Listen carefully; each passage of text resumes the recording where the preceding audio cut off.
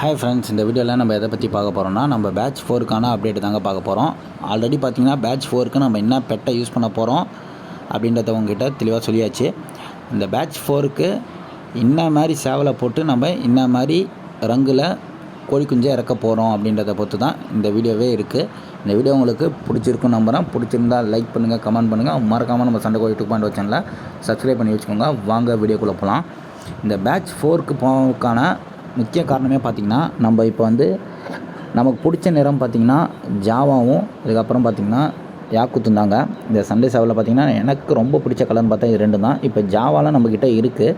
இப்போ யாக்குத்து லைனில் இறக்கலாம் அப்படின்றது தான் நம்ம பிளானு. இப்போ நம்ம பேட்ச் 2ல் பார்த்திங்கன்னா அதுக்கு நமக்கு ஏற்ற மாதிரியே ஒரு யாக்குத்து பெட்டை வந்திருக்கு.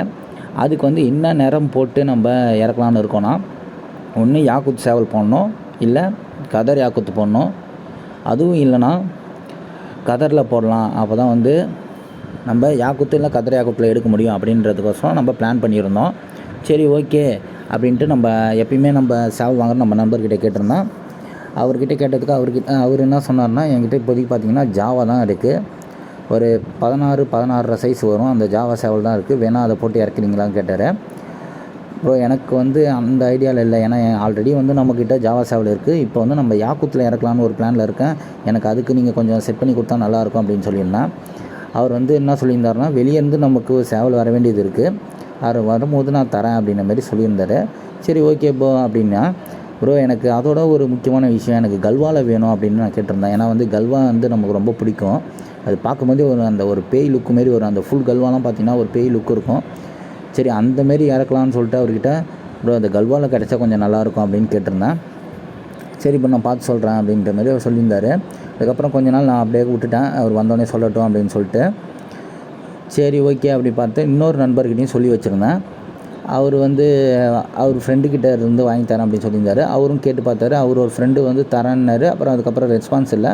சரி, ஓகேன்னு அப்படியே விட்டோம். அதுக்கப்புறம் பார்த்தா இந்த நண்பர், அதாவது நம்ம முன்னாடி கேட்டேன்னு சொன்னோம்ல, அதாவது நம்ம பேட்ச் 1லேருந்து நமக்கு சேவல் தரால அந்த நண்பரே திடீர்னு ஃபோன் அடித்தார். என்னன்னு கேட்கும்போது இந்தமாரி சேவல் வந்திருக்கு அப்படின்னு சொல்லியிருந்தார். நான் ப்ரோ கல்வாவில் வந்திருக்கான்னு கேட்டேன். இல்லை கல்வா இல்லை, வேணா நான் கல்வாவில் ஒரு பெட்டை தரேன், அதில் போட்டு இறக்கிக்கிறீங்களான்னு கேட்டார்.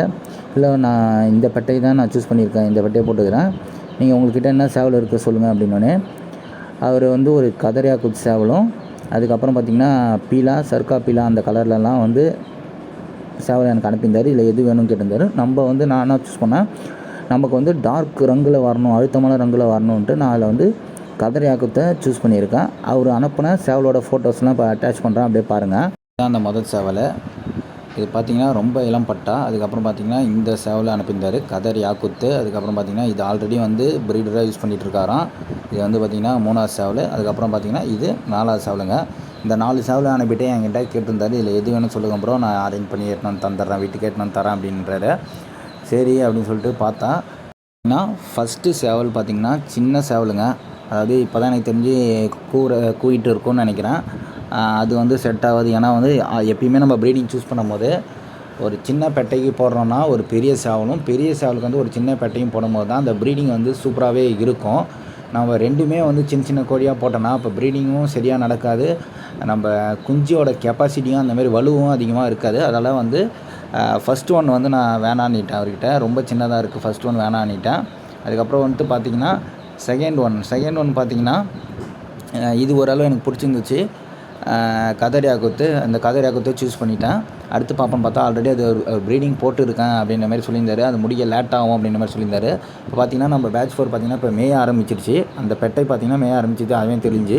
ஸோ எனக்கு இப்போ தேவைன்றதெல்லாம் அதையும் விட்டுட்டேன். அதுக்கப்புறம் 4வதும் பார்த்திங்கன்னா சின்ன பட்டா, அதெல்லாம் அந்த கதர் யாக்குத்தை தாங்க சூஸ் பண்ணேன். கதர் யாக்குத்து பார்த்திங்கன்னா இந்த ஃபோட்டோ அவர் ஆல்ரெடி அந்த 1.25 வயசில் இருக்கும்போது எடுத்த ஃபோட்டோ. இப்போ பார்த்திங்கன்னா அது 2.25 வயசு ஆகிடுச்சு.